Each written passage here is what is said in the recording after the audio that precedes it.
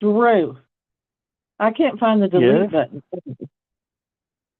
Well, Delete give it a forever. minute.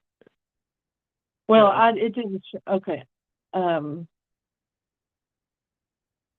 I'm deleting your Zoom meeting. Okay, you're live. It says that we're live now. Okay, so we're live. Hey, folks, this is Andrew Bennett with. Oh, I've got noise going in the background. I've got to mute that. Sorry. So we're live streaming to YouTube, and so we checked YouTube to make sure it was live streaming, and there's a delay, and then I start talking here, but it's talking over in YouTube, so I had to go mute that. So this is Sibling Rivalry. I am Drew Bennett. This is my lovely sister Dana Bennett, who is wrong about everything, and I'm right about everything. Oh, yeah, And right. soon you'll find However, out my why. name is now Dana Haywood. My name is Oh, Dana doggone it. Haywood. I've It's been only been married Dana Kaywood for 40 35 years. But when I knew you before you left the house, Yeah. oh, I can't believe I'm still doing that. How long have you been married? Like 2 weeks? 40 years. 40 years. Has it been 40 years? That's insane. It is I'm barely 40 insane. years old. I know it. Oh my gosh. Oh boy. Okay, so Drew and I have started this page in order to discuss topics of the day In a lively fashion. in a lively fashion with multiple errors on technology. No, we don't know what we're doing technology-wise. We've got it. We're learning as we go. So thank you guys for bearing with us. So our topic today is how faith influences my political decisions. Drew, I think you titled it a little bit differently than that, but that's the essence of it. It's something like that. We don't know exactly. Something like that. You know. Yes. Yeah. So Drew, you go first. Okay. Just a brief introduction on how your faith impacts. Where my faith impacts. So again, we tried to record this the other day, by the way, and we recorded like for an hour and 15 minutes, and then we went back and watched it, and there was no sound at all. So we've already had this conversation once. Anyway, so faith and politics. So we were both raised together in the same house, went to the same church, and yet I ended up to be the liberal, common sense person in the family. And now we don't have to word things that way. I have plenty of common sense. That is a pet we'll see about that. peeve. We'll see about that. So anyway, so when I was in college, I was a resident assistant at University of Tennessee, and just in my little circle of influence, my dorm, the people around me, all that kind of stuff. There's all sorts of people with all sorts of, real problems that grew up in abusive homes, that grew up with alcohol addiction they're in college and they're already been addicts for a long time. And then I'm involved in like Fellowship of Christian Athletes, Campus Crusade for Christ, and just regular church. And it's been told to me my whole life, this is the most important thing in your life. And then I'm looking at how the church interacts with these people with problems, largely condemnation. And I'm like, man, is this stuff real? Is it this is the most important thing in my life? So I went to seminary to figure it out. And when I was in seminary, the other reason I went to seminary, I decided I was going to be a Christian counselor, right? And where you get to be a Christian counselor a lot of times is in seminaries. So I went to seminary, ended up taking 0 Christian counseling classes, and I ended up studying Christian ethics, which is very, very interesting because you're taking the biblical text, you're taking theology, you're taking history, you're taking culture, and you're kind of applying them to any given issue, and trying to figure out, what's kind of a Christian, so to speak, take on things. And then I'm interested in politics as well. So I've droned on enough. Dana, you introduce yourself, or we'll talk about me for 45 minutes before we get to the topic. Well, Drew obviously stated that we grew up in the same household. Funny how that works. But I ended up kind of the more conservative of probably the entire family. But I married into a family where my husband is a pastor of our church. And, you know, my faith is everything to me. But that being said, now Drew identified the church in his introduction. I personally think that people in the church are all sinners, every single one of them. And as a result, yes, as a result, the church doesn't always represent Jesus correctly. And thus, people like Drew associate that with Christianity, which is too bad. So anyway. Well, everybody associates the church with Christianity. Yes, they do. But the point being is they feel like therefore it needs to have perfection instead of realizing that. I'm not saying the church needs to have perfection. That's not what I'm saying. Okay. Well, for me, my faith affects everything from my spending habits to my viewpoints on politics to, anything. You can just think of anything. And my faith is probably the biggest part of my life. And so, yes, in a nutshell, my faith affects my politics, my voting, and everything. Walnut? A nutshell. You said it was in a nutshell. In a nutshell. Oh, okay. Thank you, Drew. This is the other side. It's a face? Yeah, it's a face. One of the kids did it or something. I don't know. Anyway. Okay. So today we're talking about, go ahead. I was just going to say, in this, we've divided this into 3 examples of the way faith affects our viewpoint on these 3 political, social topics. I'm getting my tongue tangled. So, Drew, which topic do you want to cover first? You pick. I'm going to bring up my stopwatch so we can give each topic about 15 minutes, and that way we don't run way over. So the 3 topics, and really we could do an episode on each topic. Taxation. Yeah. We're looking at politicians' moral values, and welfare programs. Yeah. So you pick one to go with. Okay, let's do the first one that I have in my mind is the political figures' moral values and behavior. Okay. So do you want to go first? Oh, boy. It's like giving me a loaded gun. Oh, yes, it is. Okay, I'll go first. I don't want to see any loaded guns here.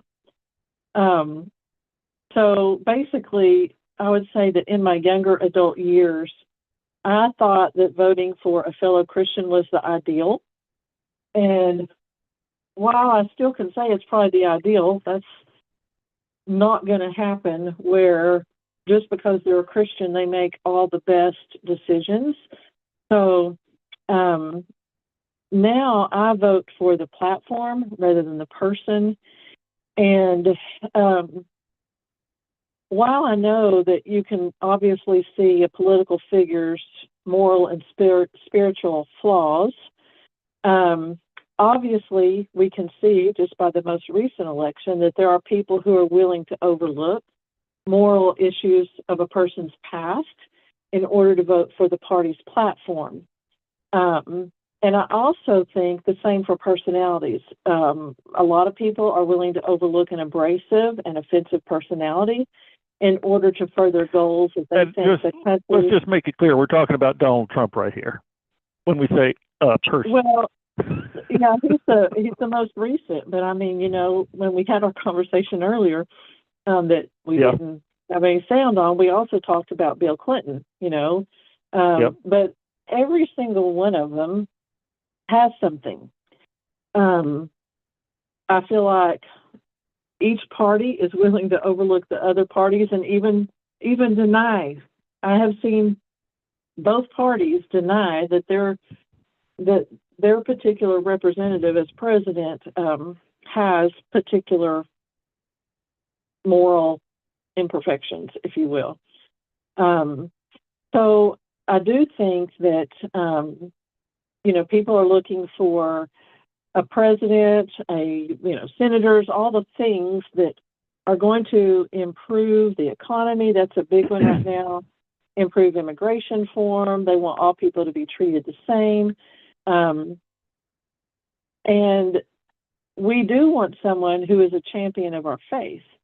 But we also need to realize that if a person is going to champion the Christian faith, they're therefore going to have to, in some form or fashion, do the same thing for other faiths. But the Christian faith, right? Because we don't have a state religion in America. Yeah, right. But the difference, of course, with Christianity and other faiths pertaining to the United States is that many states in our union were founded with Christian principles. So that's kind of the one difference.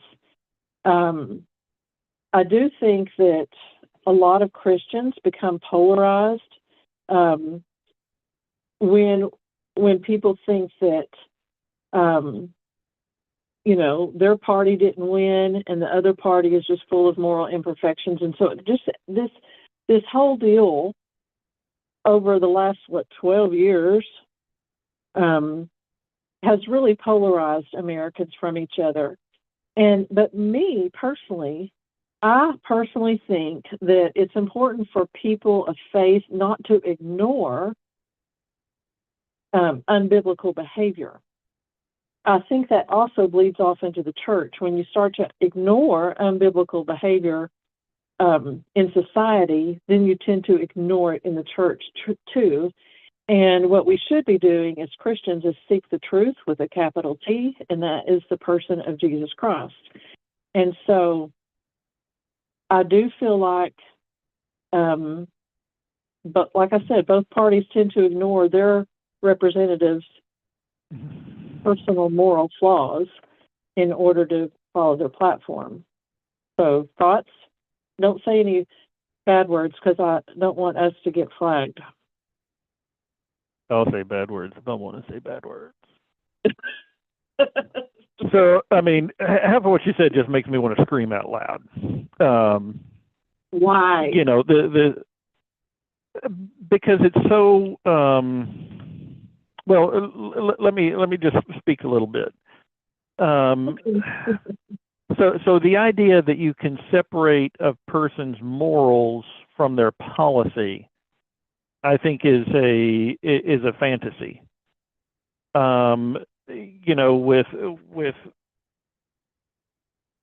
Let's look at separate Trump's sexual habits from his business practices, and you still see somebody who's very corrupt. He mismanaged funds for a children's cancer charity.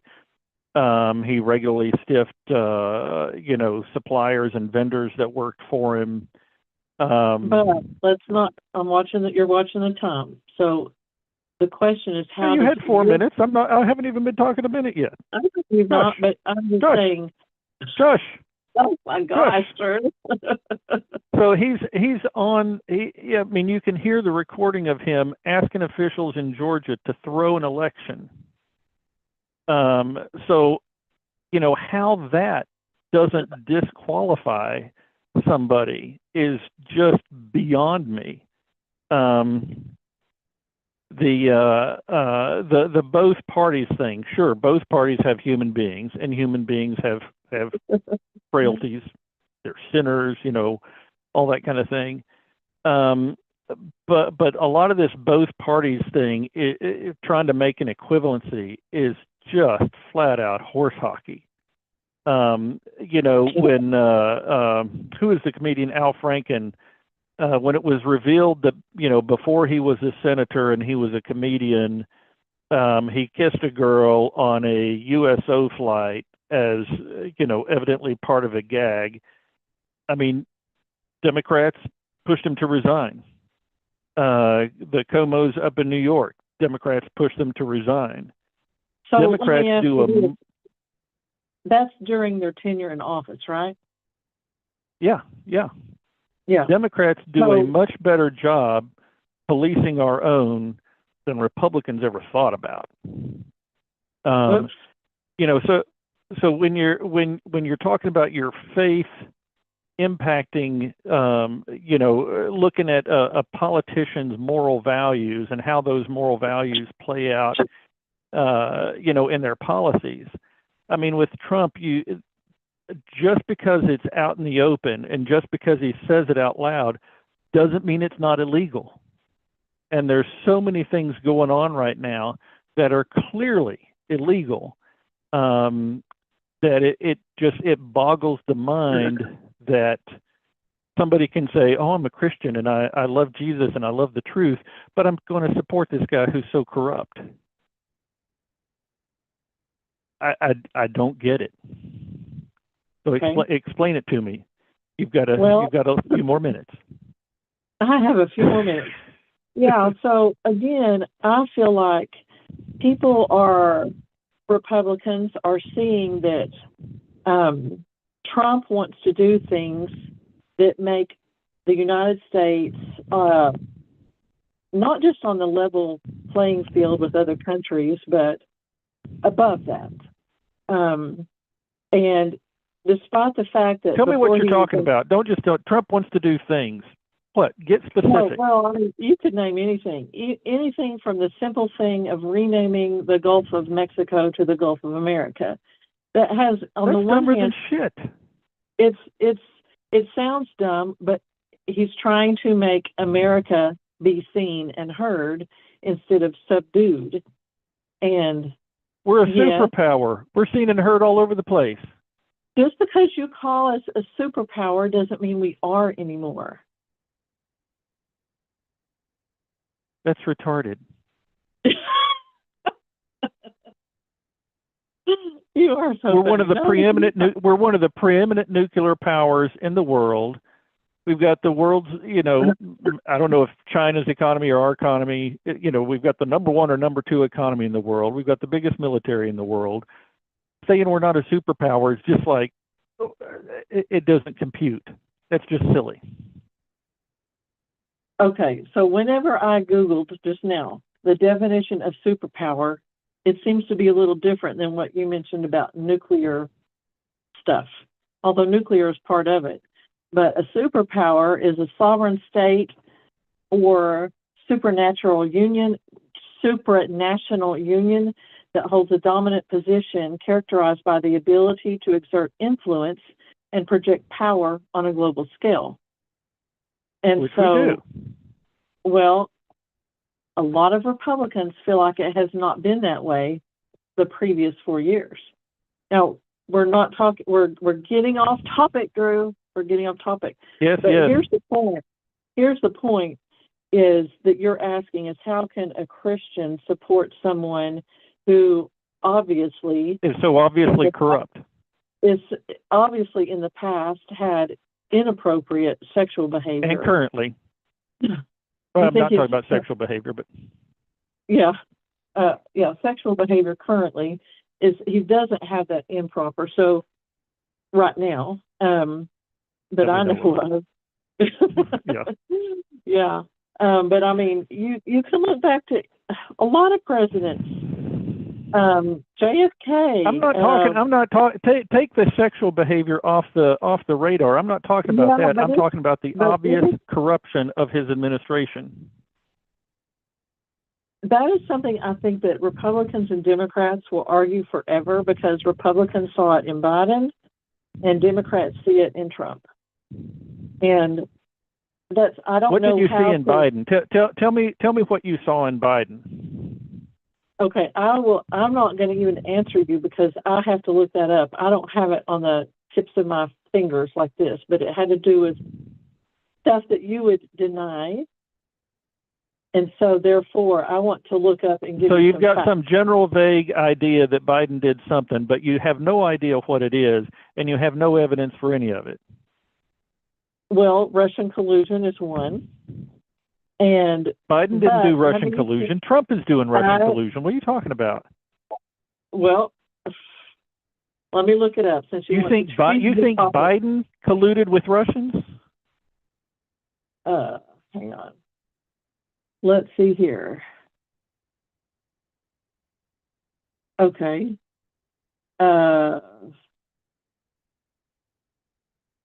So it says here that I'm looking for. It's going to take me a little bit to look it up, okay, Drew? So I don't want to. Let me explain to you what Republicans accuse Biden of, since you don't even know yourself. Republicans accused Biden of two key things. There was a couple others, but two key things. One was firing a prosecutor, having a prosecutor fired in Ukraine that was investigating his son Hunter Biden's company.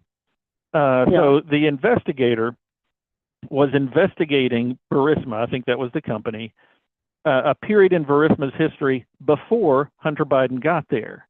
This particular inspector or investigator in Ukraine was notorious for never finding corruption. And so it wasn't just Biden. It was also plenty of authorities in the European Union who were wanting Ukraine to fire this prosecutor. Because during this period, the European Union and America were making loans to Ukraine, participating with Ukraine in joint military ventures, and they're basically saying, you've got to clean up your corruption. And this investigator was not cleaning up any corruption, so they leaned on Ukraine to fire the prosecutor. That's absolutely true. They leaned on him to fire the prosecutor, and the prosecutor got fired because the prosecutor wasn't prosecuting anything. So that's one claim that the Republicans had against Biden. And the other was that he took money from China, because I think both Hunter and Biden's brother had some business dealings with China. There's no evidence that Republicans have ever been able to come up with that points to President Biden ever receiving money from China while he was in office, and I don't think while he wasn't in office. Did Biden's brother and Hunter Biden get some preferential treatment because Biden was president? Probably so. Jimmy Carter's brother got preferential treatment probably when he started Billy Beer. I mean, it's hard to separate that. But those are the two of the key things that Republicans complained about. Okay, so let me read this to you. Okay. And you comment on this. Okay. Less than 2 months after Vice President Joe Biden left public office, State Energy HK Limited, a Chinese company, wired $3 million to a Biden Associates account. After the Chinese company wired the Biden Associate account the $3 million, the Biden family received approximately $1,065,692 over a 3-month period in different bank accounts. Additionally, the CEFC chairman gives Hunter Biden a diamond worth $80,000.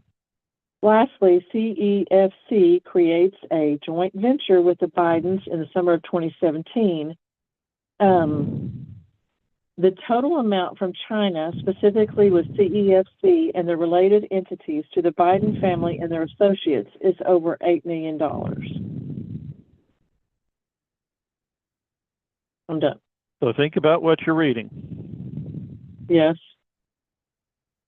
So does it ever mention Joe Biden? Does it ever mention Joe Biden? Yes, it says. Not that you read. You said the Biden family, and you said the Bidens. It does not specifically call out Joe Biden. We know that Joe Biden's brother and his son, had business dealings in China. Yes. Mm-hmm. And so a lot of evidence Joe Biden had anything. You don't think he did have? And the Republicans launched an investigation and didn't find anything.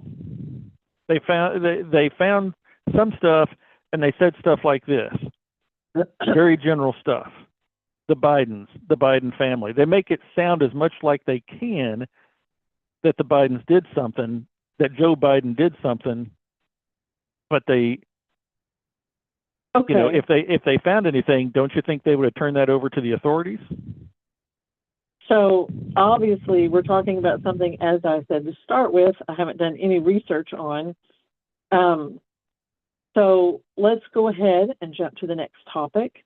Would you prefer to talk about what do Christians believe about qualifications for welfare recipients, or what do they believe about federal taxation? Well, again, it's not kind of what Christians believe. It's kind of how our faith impacts the issue. So I really would, I want to do the presidential debate thing and really stay on this issue, because you never really answered the question, how can a Christian support such corruption? All you did was, what about Biden? And you had nothing. No, right now I don't have anyway. anything. I need to do some research on that. I don't support corruption. I don't support sexual impropriety. And if you're supporting Donald Trump right now, you're supporting corruption. Who said I supported Donald Trump? What did I say at the very beginning? You clearly do. No. How? People say that I don't support Donald Trump. I just voted for him. Yeah, because why? Why did I say? Because you're ignorant about the issues. And you're ignorant about whether Biden actually did anything or not. You just believe what you were told. Well, no, I think the deal is that in general, the party platform, and I will not say 100% across the board for sure, the party platform is what I have to vote for personally. In thinking of how does my faith affect that? I mean, is the party platform, are you talking about like the official party platform, or are you talking about just kind of the general? Issues is what I'm talking about, issues. You take, I guess let's do something that's really in people's face, and that's abortion. This is something that I feel like is, a lot of Christians will say that that's a black and white issue because you're killing a baby.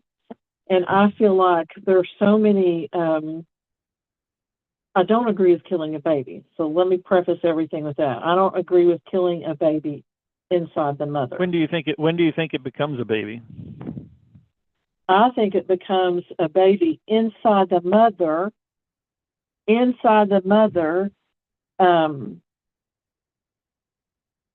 at conception. Here's the deal. We have in vitro and all these things, where eggs and sperm are fertilized outside of the mother now. And so the point even with that is, this is a complicated issue. I don't think it's something that's I think it is. I agree with you there. I think it is a much more complicated issue than people give it credence to. It is not a black and white issue. Exactly. And I think go ahead. Oh, I was going to say, I absolutely do not agree that life begins at conception. But when it does is kind of murky. To me, if you look at the opportunity to get pregnancy, and when you get pregnancy, you go to Walmart and I'd like a bucket of pregnancy. So when a woman is able to get pregnant, is not 365 days a year. There are certain times the field is more fertile, so to speak. Yep. But so one of the things that in studying this issue that I found was about 45%. Let's just say all fertilized eggs, they have to travel down the fallopian tubes to get to the uterus. So it takes about 3 days for that to happen. About 45% of fertilized eggs get flushed out. Don't make it. Yeah. So this idea that life begins at conception and then 45% of them don't make it for 3 days. It's nonsensical. It just doesn't hold any water. Yeah. So, I mean, I think if you wanted to be really specific, a person could say, and I don't know, I've battled this back and forth mentally because I have Christian friends who do not believe in abortion, period, the end, but they have had in vitro and decided to get rid of all their extra fertilized eggs. And by the strict definition, that person would then have had an abortion.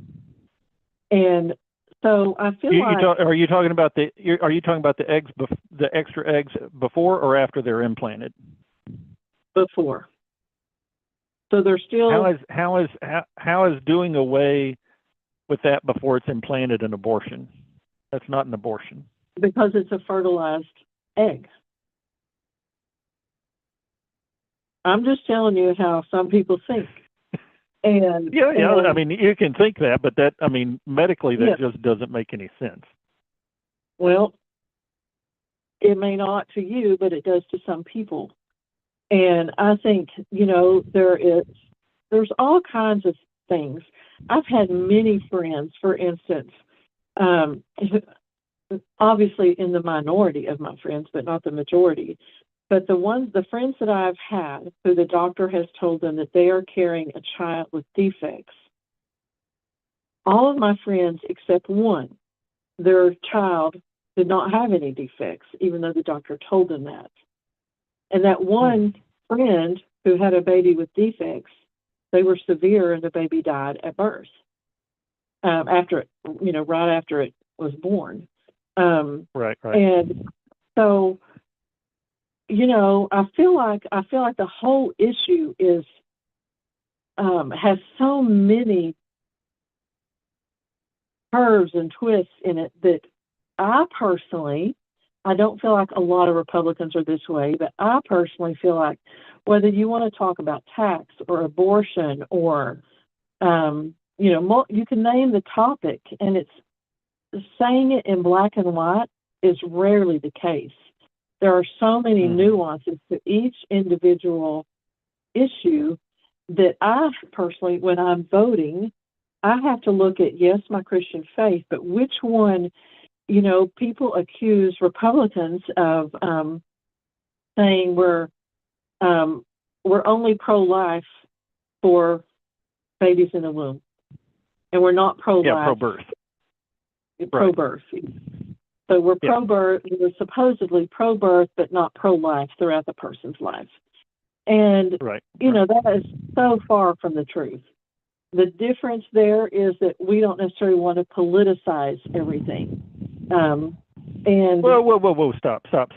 You politicize the crap out of abortion, but you don't want to politicize childcare?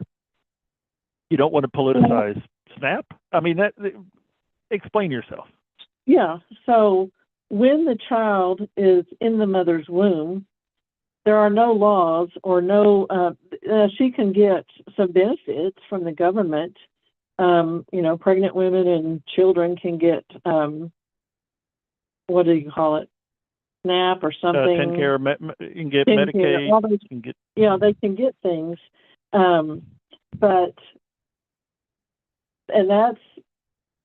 I think that's good. It's a hard thing, Drew, to define, and that goes back to what one of our topics is about. Wait, what's hard to define? What kind of benefits you're going to give to people who are pregnant versus people who are 10 years old versus, 60 years old, in terms of being pro-life. Like, how do I support Drew Bennett's life? How do you support my life in the government? But Republicans in general have, and I'm talking about congressional leadership Republicans, not the average person in the average pew or home or whatever, although I think they go along with it a lot of times. The average Republican votes against early childhood support over and over and over and over. Mm-hmm. So this idea that y'all are pro-life past the womb legislatively is hardly there. I would agree legislatively. That's where I feel like at least the people that I know who I live and interact with feel that, the church should be stepping up. The church should be providing for these. And this is where, when we had the conversation before, we talked about, that there's parachurch organizations. There is the church at large. There are individual local churches. And they need to step up. And I think that go ahead. I was just going to say, I feel like the more government programs there are to subsidize needs, the less people are going to step up and try to help as individuals. I mean, Drew, you are one of the few people I know who teaches your children how to serve others. And, you take them to soup kitchens and things like this. But most people, Democrats or Republicans, do not train their children that way. It's all words. And so I think that there's a deficit in that area too.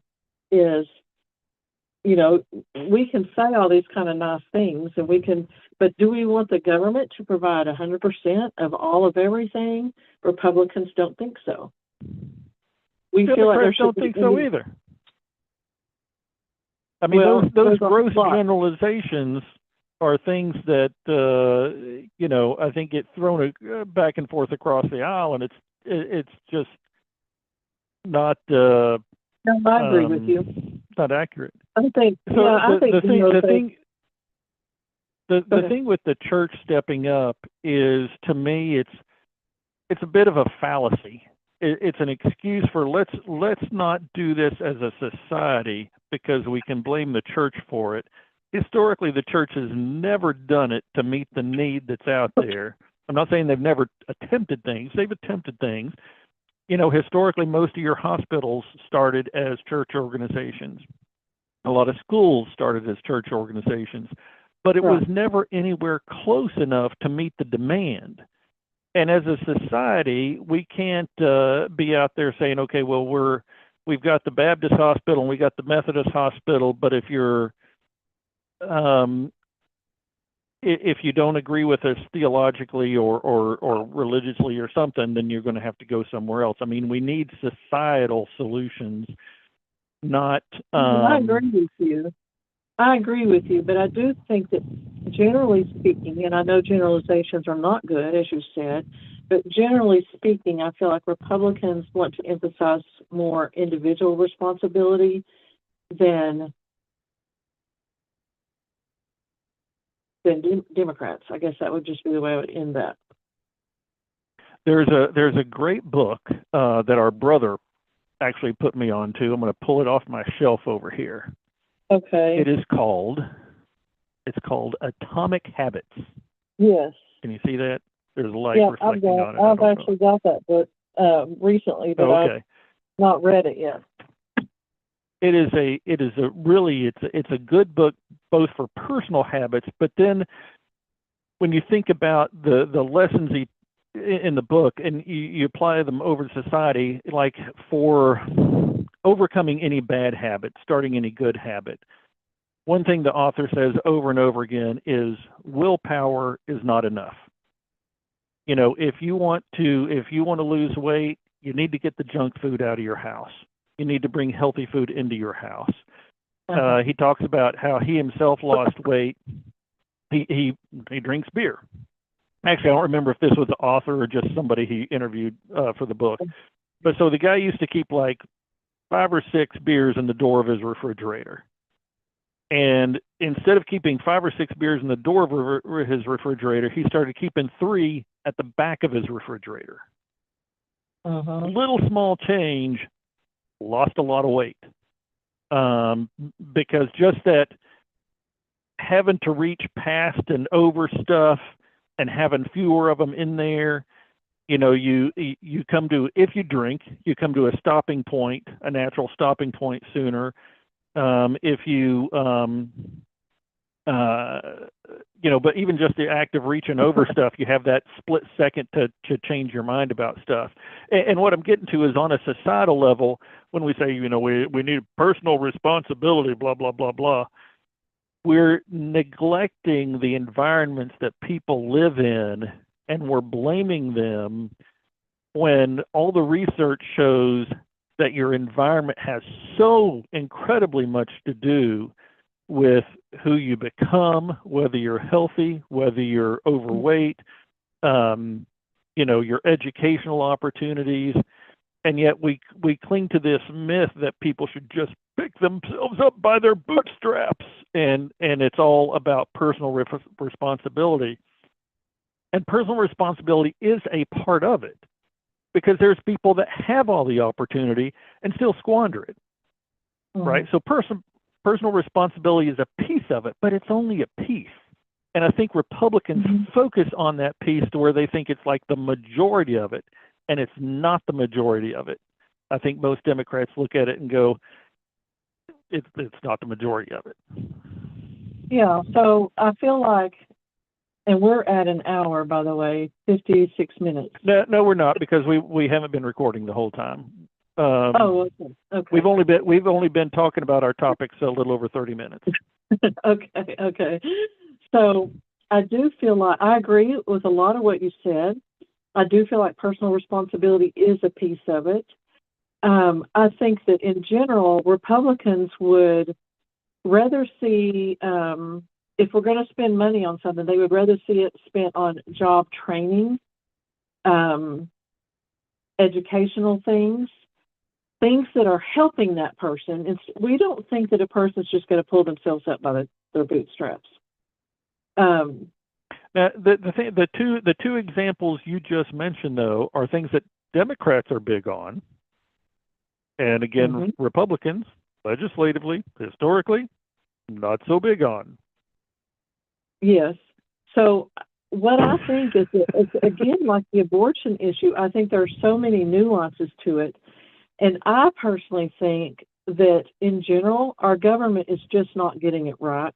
It doesn't matter if it's Republican president or Democrat president. I feel like.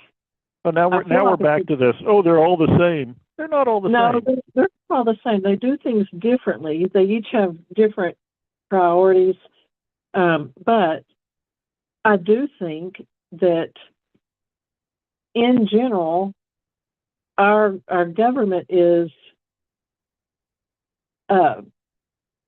we're pandering to a lot of special interests. We're doing things that are not the best for Americans, the majority of Americans. One of the topics I think that we have down to talk about in the future sometime is how much money they should accept for elections. That's huge. Yeah. And, so you can see even, I'll wait till you get back. I'm just shutting my door here. No, okay. You go ahead. I just had to get up and shut my door. Somebody walked in the house. So the money that is given toward elections mirrors oftentimes the way that particular president carries out his policies, because he is trying to make sure that all those people that gave him money are satisfied. So you're saying that when Musk spent $250 million to help Donald get elected, that maybe Donald's paying him back right now, letting him do all this stuff? Well, it doesn't matter which individual, whether it's Musk or whoever. I personally think, I feel like there are so many, and we talked about this last time too, about how many people are in the billionaire category and all of this kind of thing. And huge problem. Yeah. And so they are much more able to influence our electoral people than I am, absolutely. And that's where I think if a person, and I think, again, you're one of the few people who does it, but I think that the more we can stay in communication with the people from our local area, our representatives from Tennessee, for instance, and give them our opinions on various issues that are current. And, you know, it's not hard to do. In fact, I put in the group, I ought to put it on the page, the link to how to send messages to people in Tennessee. Yep. Hey, we probably do need to start getting around to wrapping things up. So we've talked about faith and how we how important of a role it is to us, but we clearly see it much differently, in regards to looking at a politician's moral values and and how that plays out politically. When it comes to people who need help, welfare, SNAP. I think some of those issues there's probably more common ground there that maybe we could build on. And I think when two people, more than two people, however many people, are having good faith discussions on problems, and they can agree what the problem is.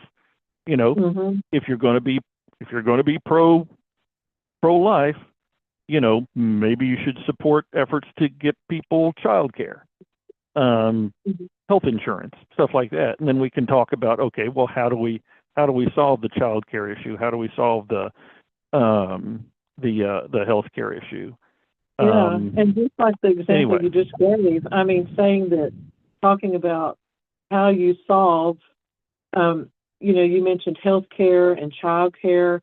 So it ends up putting its roots in all kinds of different things. It goes back to what I said to start with, is almost nothing is black and white.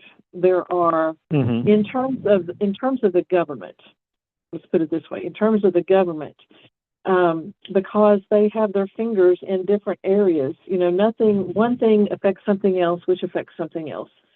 I don't believe that hardly any issue stands apart from. I think a lot of issues are intertwined. I think the issue of abortion rights and stuff is intertwined with economic issues. It's intertwined with healthcare issues. It's intertwined with educational issues.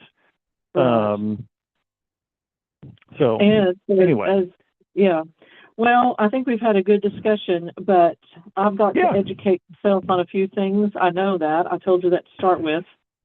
I cannot answer them off the cuff because if I'm going to do something for enjoyment, I'm going to do Bible study or look up stuff about health, nutrition, and all these issues. And if I have even more spare time, right now we're watching Designated Survivor. Have you watched that series? Oh, okay. Oh, yeah. Yeah.